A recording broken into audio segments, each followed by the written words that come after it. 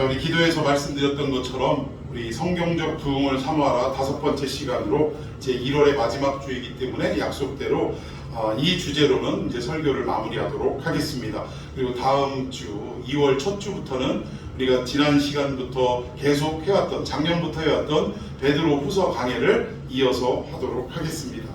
자, 오늘은 요시야 왕의 성경적 부흥 운동에 대해서 살펴보게 될 텐데, 모든 것이 다 준비가 된 상황입니다.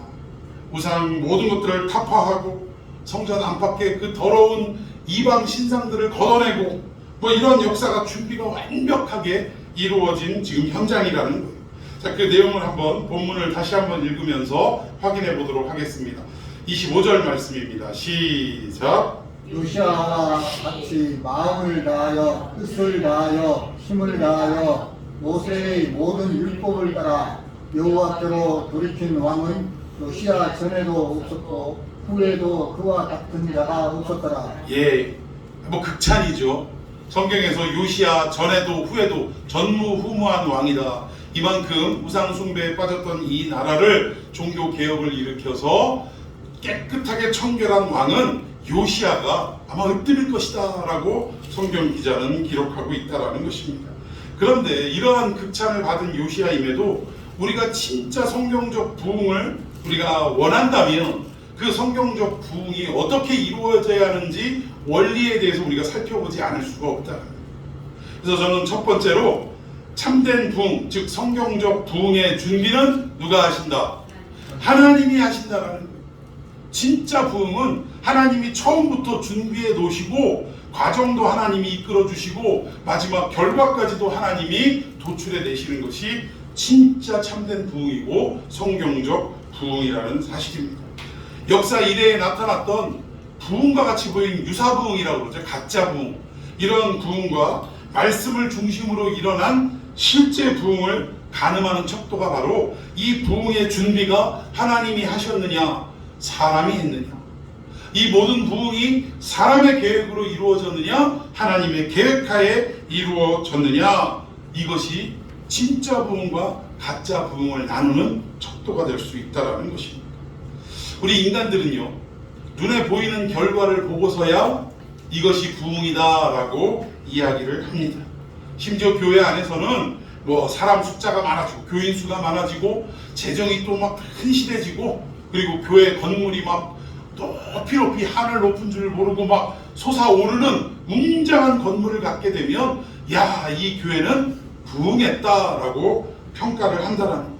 그리고 이 부흥은 누구의 역사라고 이야기하냐면 하나님의 역사다라고 이야기한다라는 것입니다.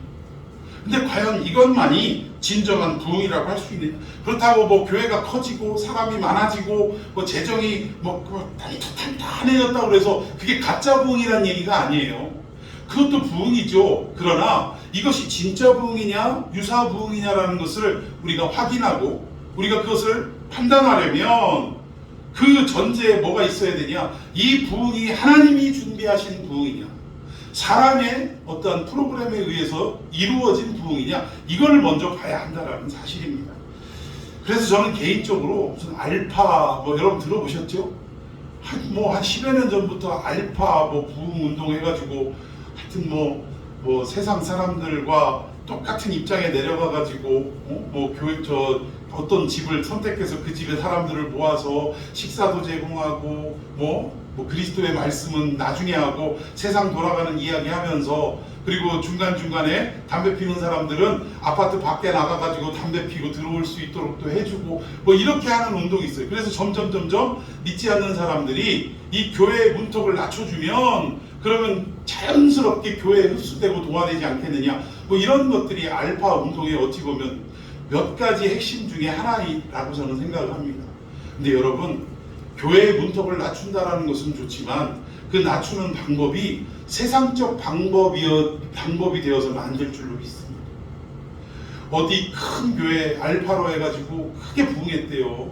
매주 몇백 명씩 들어온대요. 그것도 좀 꽤 지난 이야기입니다만, 그래서 그 교회가 알파 운동을 어떻게 하나 봤더니 그동안에 전도됐던 믿지 않던 초신자들, 태신자들을 이 교회로 다 이렇게 초청해가지고 잔치를 벌여주는데 교회 찬양단이 교회 찬양단이 밴드 있잖아요. 브라스 밴드도 있더라고. 색소폰, 트럼펫, 트럼본 이런 것까지 있고 막 드럼 치고 악기를 동원해서 이제 바깥에 준비되고 있던 이 태신자들이 이제 쭉 조별로 들어오는데, 거기서 저는 당연히 이 밴드들이 찬양을 연주할 줄 알았어요. 근데 어떤 음악이 나오냐면 여러분 잘 아는 거 있죠? 짜짜라짜라짜라 짝짝짝. 야, 그 멋진 브라스 밴드로 그 빠빠빠 이래가면서 가사만 살짝 바꿨어요. 당신을 향한 나의 마음 몰고 태평양을 건너 인도양을, 이 가사는 집어넣는데 단지 대상이 이 태신자들을 향한 가사로만 살짝 바꿔가지고 그렇게 하니까, 이 태신자들은 세상에서 듣던 노래나 교회 안에 듣던 노래나 다를 바가 있어요, 없어요? 그러니까 마음의 문턱이 낮춰진다 이런 건데, 저는 그건 잘못됐다고 생각합니다. 세상 사람들을 세상의 방법으로 끌어들여오면 당장은 들어올 수 있을지 모르지만 이내 이분들의 마음속에 이거 뭐야? 세상이나 교회나 다를 바가 없네? 교회라고 뾰족한 수가 없네? 라는 생각과 함께 그 믿음이 뿌리가 깊게 내려가지 않고 결국 어떻게 됩니까? 다시 세상으로 나가게 되더라고요. 그리고 다시 세상으로 나갈 때는요, 자기 혼자 들어왔던 게 아니라 나갈 때는 새끼까지 쳐서 데리고 나가더라고요. 이것은 하나님이 원하시는 부흥이 아닌 줄로 믿습니다. 하나님이 계획하시고 하나님이 준비하신 부흥이야말로 진짜 부흥이 아니냐 이거예요. 그리고 우리는 꼭 결과가 아름답게 나타나야만 부흥이라고 생각하는데, 설교도 그렇더라고요. 저도 설교를 준비하면서요, 이 설교는 나도 은혜를 받았고 이 설교를 보다 정말 더 은혜롭게 전달하기 위해서 여러 가지 고고학 자료, 지도 자료, 여러 가지 예화 자료 이런 것들을 뒤져가면서 이 설교를 보다 전달력 있게 은혜롭게 만들려고 준비를 했어요. 기도도 하고 준비했어요. 근데 막상 단상에 올라가면 우리 성도들 다 죽었어, 은혜로 다 죽었어, 이런 어떤 기대감을 가지고 올라왔는데, 올라와서 말씀을 선포할 때 이내 이 분위기가 쌀쌀할 때가 있어요. 이것은 무엇을 말하느냐? 설교의 결과가 어떻게 나타나고 드러나는지하고 상관없이 이것은 하나님이 준비하신 설교이면 아무리 이 앞에 회중들이 싸늘하다 하더라도 이것은 하나님이 물려주신 설교인 줄로 믿습니다. 그러나 반대로 아무리 회중들이 아멘 아멘 하고 일사불란하게 막 박수치고, 어떤 교회는 말씀 도중에 박수도 치고 그러더라고요. 그게 나쁘다라고 얘기하고 싶진 않은데 이것도 얼마나 훈련이 강도가 짙었겠어요. 여러분, 성도들이요, 할렐루야 하는데 갑자기 군대에 온 것처럼 아멘 이러는 게 이게 하루아침에 이루어지는 일이 아닙니다. 여러분들 잠깐 제가 할렐루야 하면 여러분들은 아멘 하시고, 제가 아멘 하면 여러분들은 할렐루야 하시기를 바랍니다 하면 바로 다음은 따라하지만, 한 10분만 설교가 지나다가 할렐루야 하면 여러분들이 방금 전에 훈련했던 것처럼 아멘 이렇게 안 돼요. 이내 잊어버려요. 근데 이것이 가능하다는 건 하여튼 날이면 날마다 어떻게 했다는 거예요? 반복하고 연습하고 훈련을 했다는 얘기입니다. 그런데 그렇게 회중들이 이런 반응을 나타내고 아멘 아멘하고 일사정연하게 이렇게 나온다 할지라도, 또 반응이 그렇게 막 뜨겁다 할지라도 하나님이 꼭 그 목사에게 설교를 물려주셨다라고 말할 수는 없다는 거예요. 그래서 정말 이 성경적 부흥의 핵심은, 첫 번째 핵심은 뭐냐? 사람이 준비하고 사람이 계획한 것이 아니라 하나님이 준비하시고 하나님이 계획하신 부흥이어야 진정한 부흥이 될 수 있다는 것입니다. 자, 두 번째 함께 읽어봅니다. 시작. 참된 부흥은 계몽된 열정과 최선의 준비가 기초일 수 없다.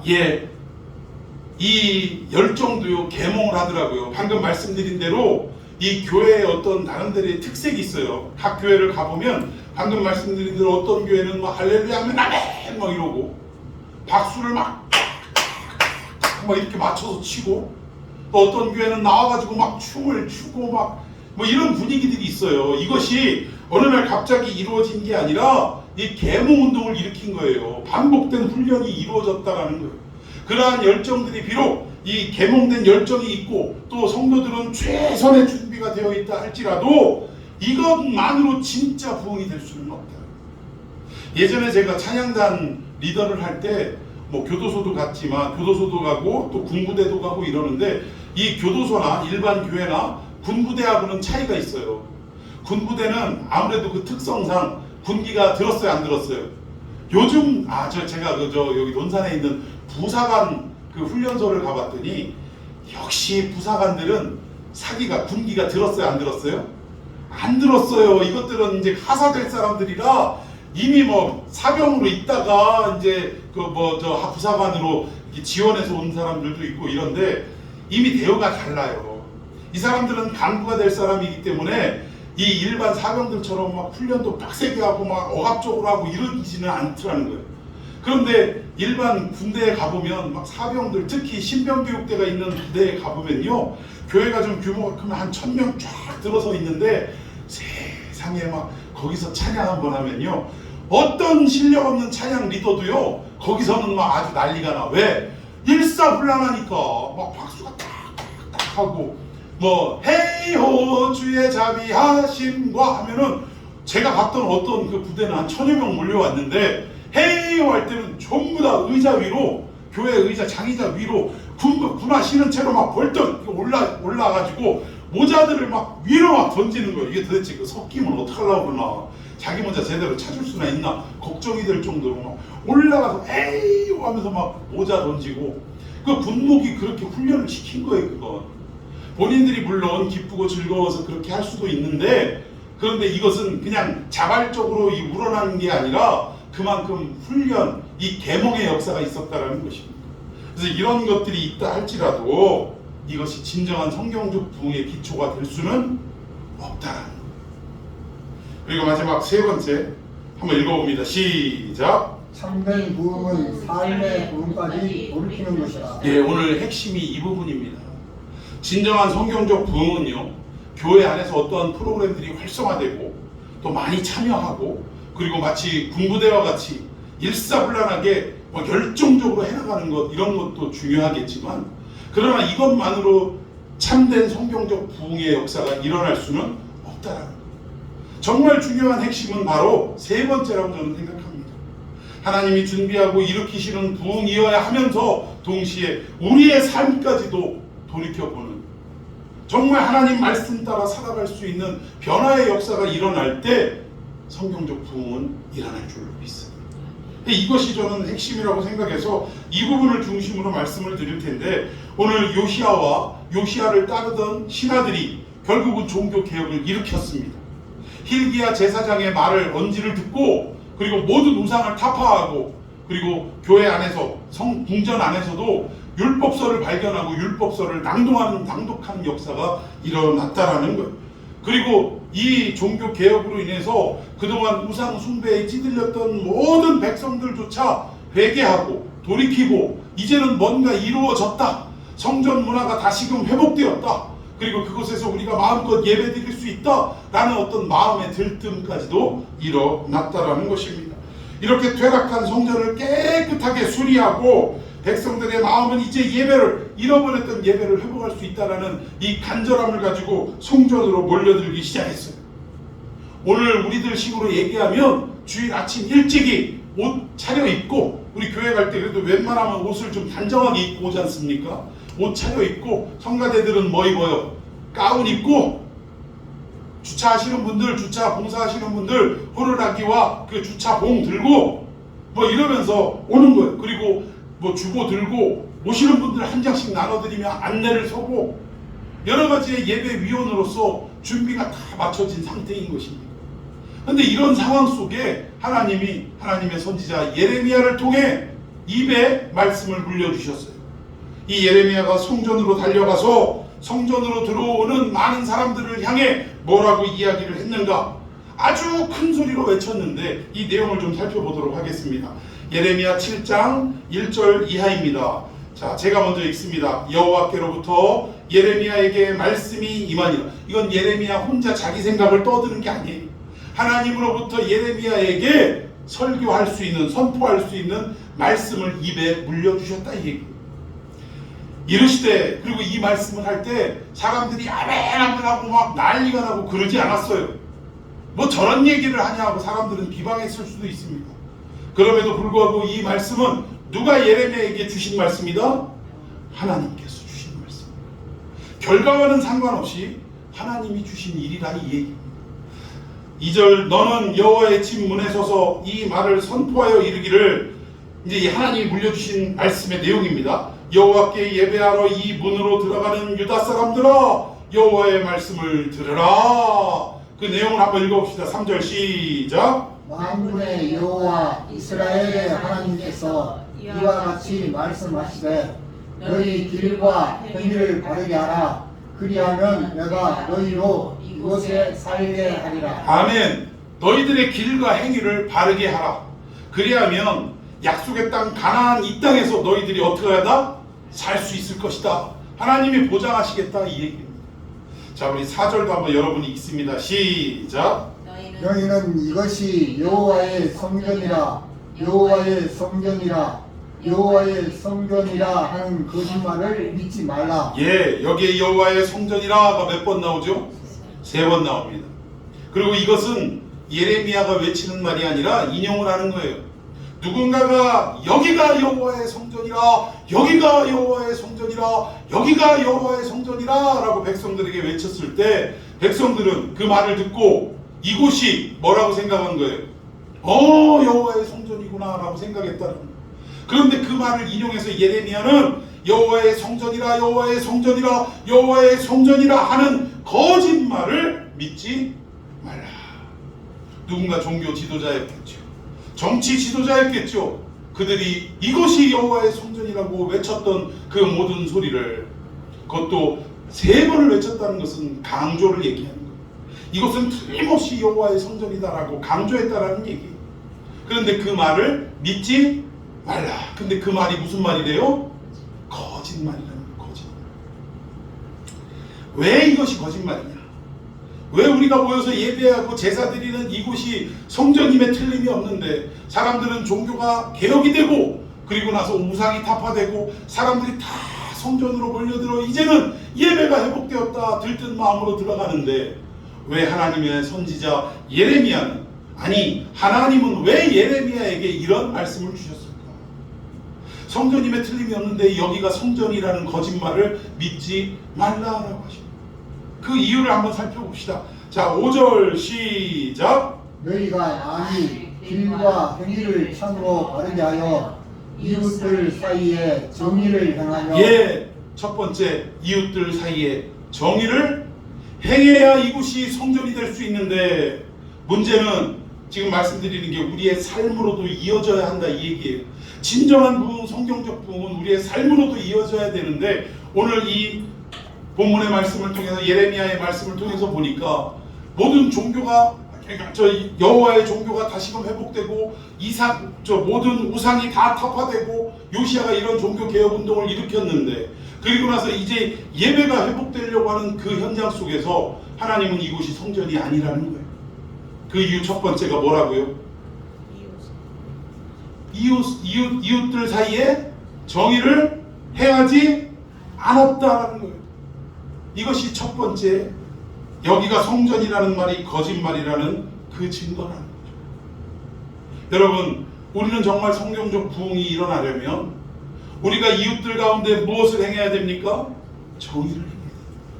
여기서의 정의는 뭐 세상적으로 옳고 그름을 따지는 정의 이것도 포함이 되겠습니다만 하나님의 공의를 말하는 거예요. 하나님의 의를 말하는 것입니다. 하나님의 의는 누구를 말하느냐? 예수 그리스도를 말하는 거예요. 우리의 삶 가운데 하나님의 우리에게 보여주시고 보내주셨던 예수 그리스도의 삶을 우리가 따라 살아가고 있느냐? 이게 바로 정의인 줄로 믿습니다. 오늘 제가 어떤 그 큰 교회, 우리 교단의 큰 교회 설교를 들으면서 너무 마음이 아팠어요. 제가 얼마 전에 설교했던 이삭이 우물을 파는 현장 기억하십니까? 근데 이것을 어떻게 해석을 하셨냐면 지난주에 그 신년 설교로 축복 설교로 이걸 잡으셨는데 여러분 이삭이 우물을 파는 데마다 이렇게 우물이 터져 나왔는데 그 우물 전에 뭐가 막혔냐? 이 하여튼 온갖 잡동사니로 다 막혀있다. 우물이 메꿔져 있었다. 이거는 뭐를 말합니까? 문 닫은 공장을 인수한 것과 마찬가지고 또 부도난 사업을 경영하는 것과 마찬가지입니다. 왜냐하면 우물이 제 기능을 못하고 있기 때문에. 그런데 이삭에게 하나님이 복을 주시니까 어떻게 돼요? 파는 곳마다 물이 터져 나왔다. 문 닫은 공장이 여러분들에게 복을 주시면, 하나님이 함께 하시면 원활하게 돌아가게 되고, 부도난 사업체가 어떻게 돼요? 큰 복을 받고 대박을 맞는 거예요. 아니, 이런 관점으로 하나님의 말씀을 설교할 때 그것이 결국은 뭐냐면 우리의 마음 그릇에 무엇이 담겨 있느냐에 따라 우리의 언어로 튀어나오게 됩니다. 사람의 사상이 결국은 우리의 언어로 확인이 되는 것입니다.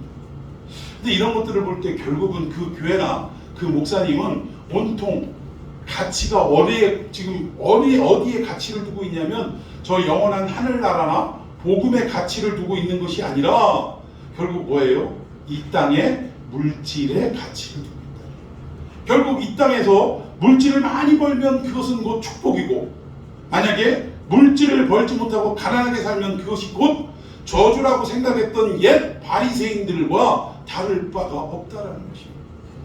여러분, 하나님이 고작 당신의 아드님 예수 그리스도를 이 땅에서 십자가에 대신 죽게 만드시면서 바라시는 것이 결국 우리가 이 땅에서 잘 먹고 잘 살기 위한 그러한 것을 위해 아드님을 내모셨겠냐 이거. 죽음의 길로 내모셨겠냐 이거. 여러분, 물론 우리가 이 땅에서 많은 것들을 벌고 누리고 살아가는 것, 그것도 좋은 일입니다. 그러나 이것이 주가 될 수는 없다라는 거예요. 이것이 우선이 될 수는 없고 이것이 먼저가 될 수는 없다라는 것입니다. 이 땅에서 때로는 부유하게 살 수도 있고 어떤 사람은 가난하게 생을 마칠 수도 있습니다. 제가 언제 한번 미국의 그 유명한 그 파이퍼 목사님 설교를 들었는데요. 수많은 젊은이들을 광장에 모아놓고 설교를 하시는데 설교의 내용이 이거예요. 어떤 이름은 제가 기억이 안 나는데 평생 여의사로 은퇴하신 어떤 그 여자분과 평생 간호사로 은퇴하신 어떤 여자분 둘이서 은퇴하고 할머니가 되어서 더 이상 그 삶의 자리에서 뭘 할 수 있는 게 없더라는 거예요. 근데 이분들이 저 아프리카의 카메룬인가요? 그 지역으로 의료 선교를 하겠다라고 떠나가신 거예요. 이제 그 땅에 가서 우리가 살면 얼마나 살겠느냐, 그 땅에 가서 뼈를 묻겠다라고 가신 거예요. 그런데 그분들이 가신 지 얼마 안 돼서 정착하기도 전에, 선교에 정착하기도 전에 어떤 저 외진 마을에 환자가 있다라는 소식을 듣고 그분들을 치료하기 위해 차를 타고 그 험한 계곡길을 가다가 그만 이 두 분이 계곡 낭떠러지에서 운전 미숙으로 떨어져 죽고 말았어요. 근데 그 목사님이 하시는 말씀이, 그럼 이 두 분들의 죽음은 개죽음이냐? 하나님의 저주를 받은 죽음이냐? 아무것도 선교를 펼쳐보지도 못하고 제대로 일도 시작하기도 전에 그 땅에 가서 죽었다면 그분들은 아무것도 아닌 거고 하나님께 버림받은 삶이냐? 이거. 그러면서 하시는 말씀이 아니라는 거죠. 그 어떠한 정말 죽음보다도 가장 값지고 숭고한 죽음이라는 거예요. 왜? 하나님의 뜻을 이루기 위해 자기의 삶을 버리고 그 자리에 가서 뼈를 묻기로 하고 갔지만 결과는 어떤 것이 있는지 보여지진 않았지만 그럼에도 불구하고 하나님이 가라 명하시는 그곳에 갔고, 그리고 하나님이 하라 명하시는 그 일을 착수했기 때문에 그렇다는 거죠. 근데 우리는 자꾸 어떤 걸 기대하냐면, 처음에 그 땅에 선교하러 갔는데 처음에는 정말 척박한 땅이었는데 10년 20년 여기서 죽을 똥을 싸면서 하나님의 도우심 가운데 마침내 학교가 이만한 크기로 이루어지고 병원이 크게 세워지고 지금은 교회 나오는 이 원주민들이 뭐 몇백 명 몇천 명이 되었습니다. 이것만으로 하나님이 정말 부흥을 일으키셨다라고 판단해버린다. 근데 여러분, 그게 중요한 게 아니라, 비록 가난하게 살아도요, 비록 수천 명 수만 명 교인을 이루지 못하는 교회라 할지라도, 가난한 상가 건물에 새들고 살아가는 교회라 할지라도, 그 가운데서 우리 주님이 우리에게 가르쳐 주셨던 그 복음을 바르게 해석하고 바르게 깨달아서 우리가 서로 나누고 그 말씀대로 살아가려고 애를 쓰고 몸부림치는 이 삶이야말로 하나님이 보실 때는 어떠한 부흥보다도 가장 값진 부흥으로 여겨 주실 줄로 믿으시기를 바랍니다. 정의를 실천해야 됩니다. 이웃에게. 비록 가난해도 이웃들에게 하나님의 말씀 따라 살아가는 모습을 보여줘야 하고 또 그들에게 전파해야 한다는 것입니다. 자, 또 무엇 때문에 성경적 부흥이라고 말할 수 없느냐? 5절 다 같이 읽어보겠습니다. 6절까지 6절 읽어봅니다. 6절 시작. 이방인과 고아와 과부를 압제하지 아니하며 위대한 자의 피를 이곳에 흘리지 아니하며 다른 신들 뒤를 따라 화를 자초하지 아니하면. 예, 여기 보니까 이방인과 고아와 과부를 압제하지 않는 삶을 살아갈 때 비로소 성경적 부흥, 진정한 부흥의 역사가 우리의 삶의 가정에, 교회에, 국가에 이루어질 줄로 믿으시기를 바랍니다. 그럼 결국 이 예레미야가 여기가 여호와의 성전이라 하는 거짓말을 믿지 말라라고 말할 때는 결국 백성들과 왕으로 시작해서 모든 신하들과 백성에 이르기까지, 종교 지도자들에 이르기까지 다 어떻게 했다라는 거예요? 이웃들 사이에 정의를 행했다는 거예요? 안 했다는 거예요? 안 했다라는 거예요. 그리고 이방인과 고아와 과부를 무시하고 압제하는 삶을 살아가고 있었다라는 거예요. 이러한 삶은 변화되지 않으면서 나는 하나님의 자녀 되었기에 나는 뭘 받았어요? 나는 구원 받았어. 이러면서 교회에 와서 예배드리고 헌금하고 봉사하고 기도하고 순서 맡았으면 그 순서 감당하고 이것으로 우리는 우리의 할 일을 다 했다라고 생각을 한다라는 것입니다. 신앙의 관점이 무엇일까? 제가 한 주간 동안 많은 고민을 했어요. 도대체 제자란 무엇인가? 제자란, 우리가 다 제자라고 해요. 특히 어떤 교회는 제자 훈련의 시초가 되는 그 교회가 있는데 난 아무리 봐도 그 교회가 제자들만 모인 교회는 아닌 것 같더라고요. 그럼 도대체 진짜 제자란 무엇인가? 예수님이 이 땅에 오셔서 우리에게 보여주신 그 삶을 따라가는 것이 제자인 줄로 믿습니다. 여러분, 예수님이 이 땅에서 어떻게 하면 나 따라다니는 이 사람들, 회중들을 먹여 살릴 수 있을까? 돈 달라고 한 적 있습니까? 하나님 물질의 복을 주셔서 이렇게 간구한 적 있으세요? 없습니다. 얼마나 이 땅에서의 삶이 가난하고 힘드셨든지 인자는 뭐 둘 곳이 없대요? 머리 둘 곳이 없대요.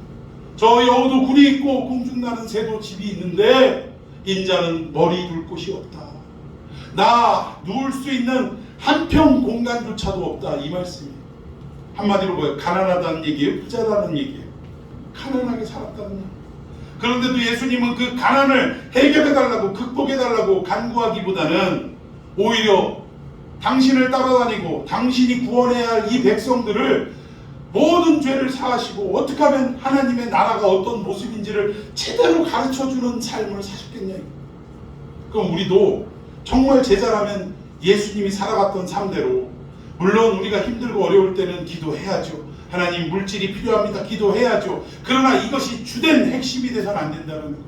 이 생각을 왜 했냐면, 그래, 믿음이 있다라는 수많은 사람들, 나는 구원받았다고 오히려 다른 사람들 구원하는 일에 내가 헌신해야겠다라고 하는 사람들, 특별히 큰 교회에 중직을 맡고 있는 분들의 삶을 생각해 봤어요. 그분들은요, 주일날 나와서 하나님 앞에 손들고 찬양합니다. 얼굴도 보면 어쩜 그렇게 은혜스러운지 모르겠어요.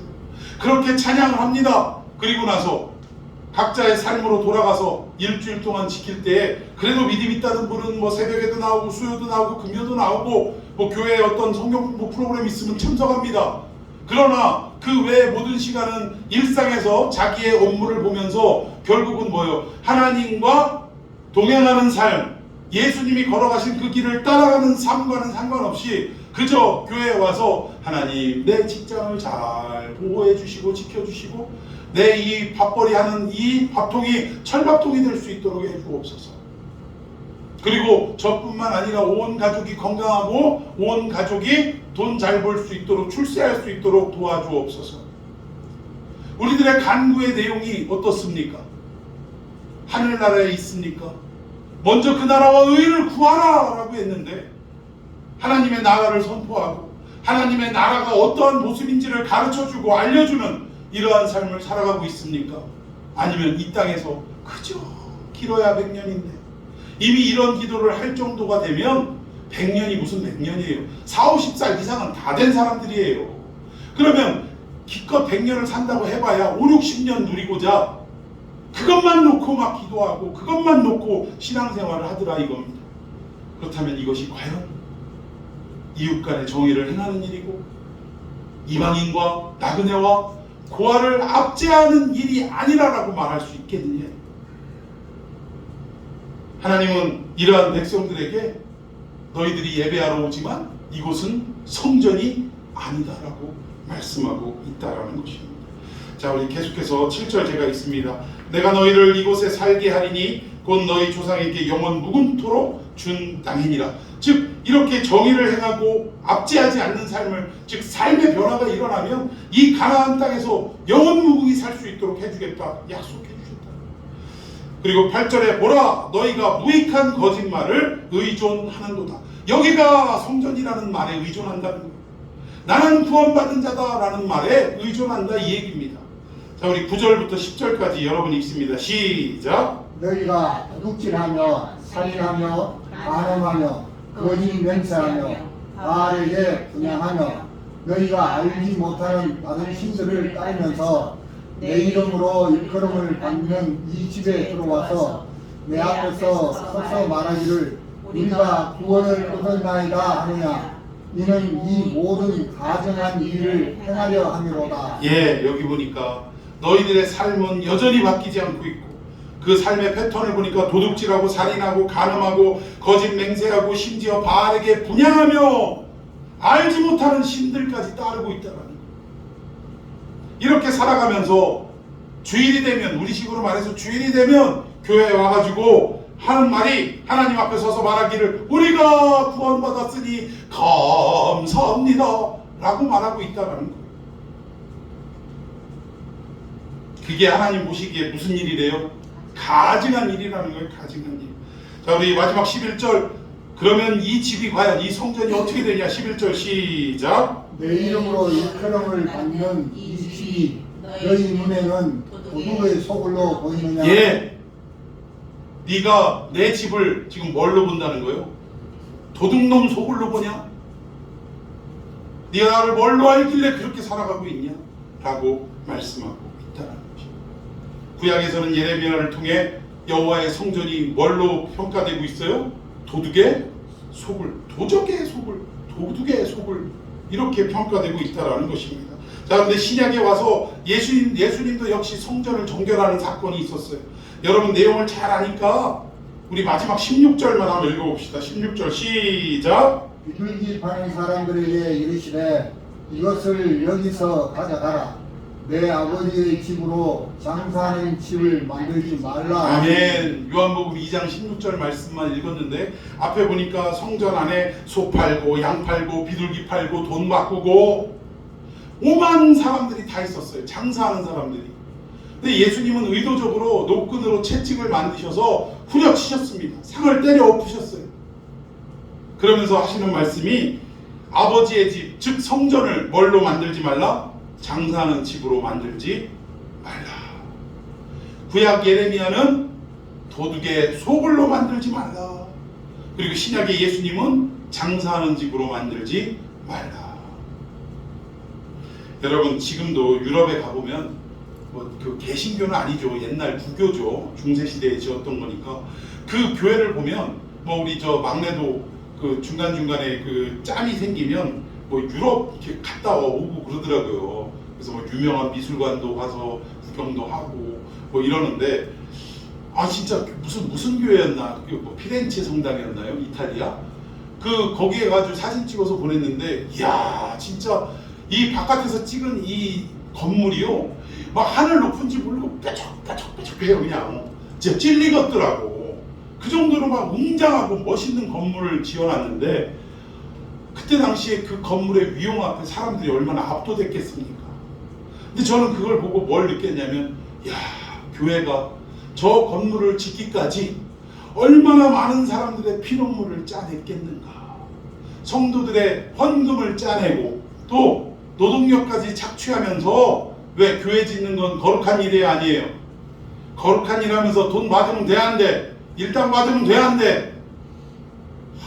이걸 그냥 의무적으로 와가지고 그거를 하게 만들고 여러분 그것이 하나님이 기뻐하실 만한 성전이라고 저는 생각하지 않습니다. 그런데 그 큰 건물의 성전이요, 지금 가보면 어떤 모습이냐면, 내가 여러 번 말씀드렸잖아요. 그 큰 건물을 다 운용할 수 있는 여건이 안 되다 보니까 칸막이로 다 막아놓고, 그리고 주중에는 뭘 하냐, 그 앞에 로비에다가는 여러 가지 이렇게 기념품 같은 거를 딱 질비하게 늘어놓고 장사해서 교회를 운영해요. 그리고 주일날은 할머니 할아버지들만 몇 사람 모여가지고 그 조그맣게 칸막이 쳐서 일부, 왜 난방비나 또 여름 되면은 그 냉방비가 비싸니까 작게 이렇게 딱 그 칸막이를 쳐가지고 그 안에서 예배드리고 끝이 납니다. 말 그대로 뭐예요? 교회가 뭐 해갖고 먹고 살아? 장사해서 먹고 사는 이러한 처지가 됐다는 거예요. 물론 꼭 여기 본문에 나오는 예수님 말씀과 뭐 똑같다라고 말씀드릴 수는 없지만 지금 현실이 그렇다는 거예요. 여러분, 교회는요, 정말 하나님 복음을 전파하고, 그리고 그 복음 전파를 듣고 은혜 받은 분들이 삶을 바꾸고 생각을 바꾸고, 그리고 자기의 주머니를 하나님께 드립니다라고 털어서 자원하는 마음으로, 기쁜 마음으로 드리는 헌금으로 운영이 되어야 할 줄로 믿습니다. 이게 교회예요. 이게 하나님의 집입니다. 이게 하나님의 성전인 거예요. 근데 여기에서는 오히려 장사해서 이문을 남겨서 당시의 성전을 유지해가고, 또 종교 지도자들은 장사꾼들을 섭외해서 데려다 놓고 뒷돈을 받아서 자기의 배를 불리는 이러한 모습들을 가지고 있었다. 여러분, 이런 모습들이 형태만 좀 달라졌지요, 지금도 일어나고 있습니다. 큰 교회 담임 목사로 가려면 일단은 그 연줄 놔줄, 다리를 놔줄 누군가가 필요해요. 그리고 그 소개해준 분에게도 뭘 드려야 돼? 봉투를 드려야 돼, 봉투. 그리고 거기에 가는 그 교회에도 떠나가시는 그 목사님께도 뭐를 준비해야 돼? 그분이 뭐 은퇴하고 살아갈 수 있는 도움이 될 만큼 교회 사이즈에 따라서 뭐 억대에서부터 뭐 몇 천만 원에 이르기까지 그걸 준비해 갖고 드려야 돼. 그러면 돈 주고 거기 들어가서 교회를 사갖고 들어가는 거예요. 근데 이 일에 중간에 다리를 놔주는 은퇴 목사님들, 큰 교회에서 뭐 이제 은퇴하신 목사님들, 이런 분들이 다리를 놔주더라. 여러분, 여기 우리 가까운 우리 노예에서 제일 컸던 교회, 그 교회가 지금이야 좋은 목사님, 훌륭한 목사님 오셔서 목회가 잘 되지만, 그분 오시기 바로 직전에 서울의 어떤 큰 교회 부목으로 있던 사람을 우리 노예에서는 그래도 총회장까지 지내시고 알아주는 분이라고, 그분이 다리를 놔가지고 담임 목사로 딱하니 앉혀놨다가 그 담임 목사 부인이 세상에 그 은혜롭교회 그 2단 거기 그저 어디 저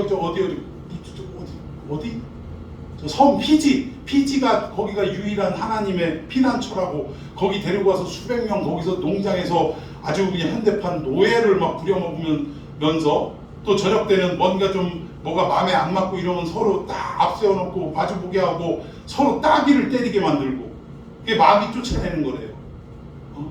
엄마와 딸을 마주 세워놓고 세상에 딸이 엄마를 어떻게 때려. 그러니까 너무 압박이 심하니까 톡 때리니까 그 지도자가 와가지고 누가 너 그렇게 때리래 하면서 그 딸을 막 사정없이 막 후려치니까 이 딸이 나중에 매 못 견뎌서 세상에 자기 어머니의 뺨을 후려치더라고요. 왜? 그렇게 안 하면 누가 더 맞아? 지가 더 맞으니까. 나중에는 눈물을 흘리면서 엄마나 딸이 서로 따귀를 막 올려붙이더라고요. 여러분, 이게 말이 됩니까? 이런 사람들이 결국은 다리를 중간에서 잘못 놔주고 돈 먹고 다리 놔줘가지고 하는 것이 결국 장사하는 식으로 교회를 만드는 것과 다를 바가 뭐가 있느냐? 여전히 이 시대에도 그런 일들이 이루어지고 있다라는 것입니다. 결국 사람의 생각이 탐욕으로 가득 차서 행동하는 거나 말하는 거나 모든 것들이 결국 그 결과가 그대로 드러나게 되더라고요. 교회는 누군가가 가진 그 물질과 명예와 권력 때문에 그 앞에 머리 숙이는 단체가 아니고요. 하나님의 형상대로 지음받은 인간에 대해 그 하나님의 존엄성을 인정하고 그 존엄성을 가진 인간을 사랑하는 마음이 기초가 되어야 교회인 줄로 믿습니다. 그런데 돈의 위력과 탐욕을 걷어내지 못하는 현대판 교회들이 얼마나 많이 있느냐. 이 교회가 비록 큰 건물을 이루고 사람들이 많이 몰려든다 할지라도 그것이 진정한 성경적 부흥이라 말할 수는 없다.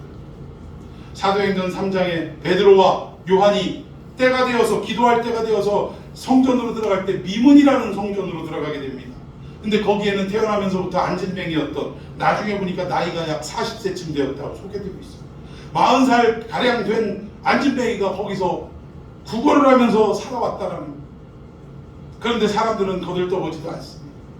베드로와 요한이 지나가면서 가까이 가니까 뭔가 돈 한 푼이라도 줄까 하고 기대감이 생겼겠죠.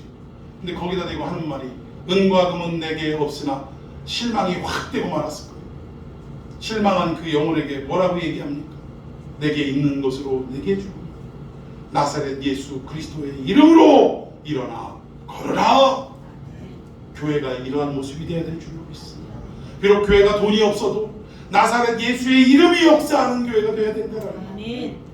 어느 순간인가 나사렛 예수의 이름은 사라지고 금과 은이 힘을 쓰고 판을 치고 만문의 신이 그 교회의 주인이 돼버리는 이러한 일들이 너무나 많다는 것. 이러한 현실 속에 성경적 부흥을 일으키기 위해 과연 어떻게 해야 되냐? 마지막 결론입니다. 마태복음 4장 17절입니다. 시작! 이때부터 예수께서 비로소 전파하여 이르시되 회개하라 천국이 가까이 왔느니라. 아멘. 뭘 하라고요? 회개하라. 말씀대로 살아가지 못했던 우리의 삶을 회개해라. 여러분, 가톨릭이 결국 개신교가 마틴 루터에 의해서 개신교로 종교 개혁이 일어난 데에는 이 말씀이 정말 중요한 일을 했어요.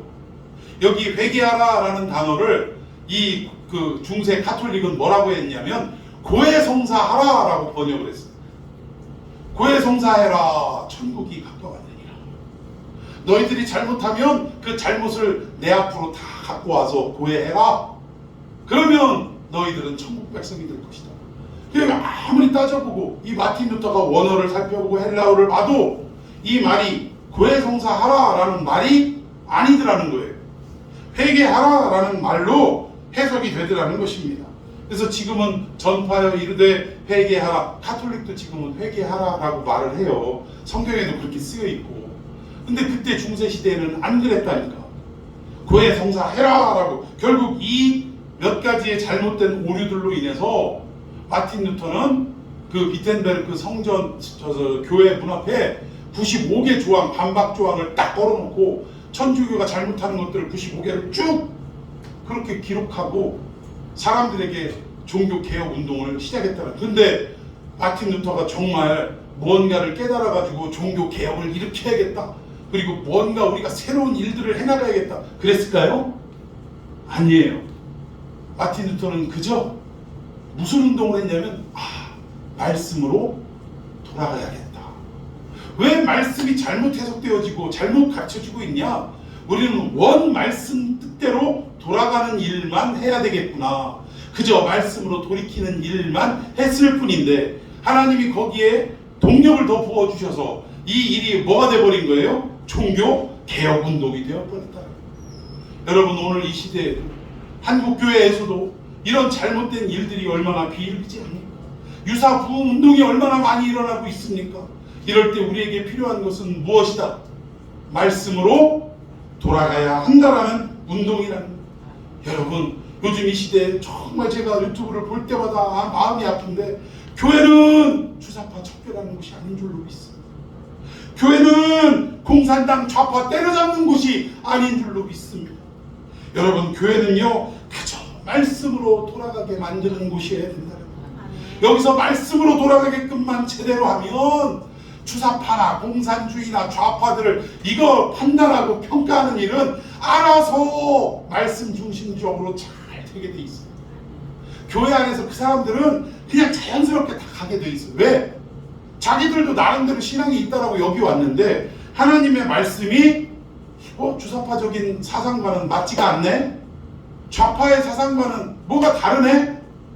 그러면 이 말씀 앞에 본인이 깨어지고 내가 잘못되었구나 회개하면 이제는 자연스럽게 척결이 되는 거예요. 동의하십니까? 그리고 뭐 교회가 이런 말을 해? 정치적이네? 저는 정치적인 얘기하는 게 아니라 성경 말씀을 그대로 가르치는 건데 그 말씀을 듣고 도저히 용납이 안 된다 싶은 분들은 교회를 어떻게 하겠어요? 나가겠지요. 그러면 자연스럽게 교회가 어떻게 돼요? 영적으로 청소가 되는 겁니다. 이래야지 이 앞에서 주사파는 어떤 인간들이고 뭐 좌파는 어떻고 이거를 일일이 정치적으로 탁 떠들어가면서 교회 안에서 이런 것들은 물러가야 된다고 막 외치는 거. 여러분 이건 여호와의 성전이 아니라는 거예요. 이걸 분명하게 알아야 됩니다. 제가 용납하고 그 사상을 받아들이자 그 얘기가 아니에요. 방법론이 잘못됐다라는 것입니다. 왜 인간의 힘으로 그거를 때려부시려고 하고 왜 그 사람들을 억누르려고 하고 내쫓으려고 하고. 여러분 교회는요 한 영혼이라도 한 주사파라도 말씀으로 깨우쳐서 어떻게 해야 돼? 돌이키게 하는 게 교회인 줄로 믿습니다. 그게 교회가 이루어져야 할 일이라는 거예요. 이게 진정한 개혁과 부흥운동이라는 것입니다. 내 아버지 집을 도둑의 소굴로 만들지 말고 장사하는 집으로 만들지 말라. 근데 오늘 이 시대는 여전히 도둑의 소굴로 장사하는 집으로 만들어가고 있는 이 상황 속에 하나님이 오늘 나에게 무엇을 말씀하고자 하느냐? 성경으로 돌아가라. 말씀으로 돌아가라. 이 말씀 속에 우리가 해야 될 주여 말씀하옵소서. 종이 듣겠나이다. 이런 모습이 있기를 예수님의 이름으로 축원해 드리겠습니다. 자, 우리 찬양 한 곡하고 말씀 붙들고 기도하십시다.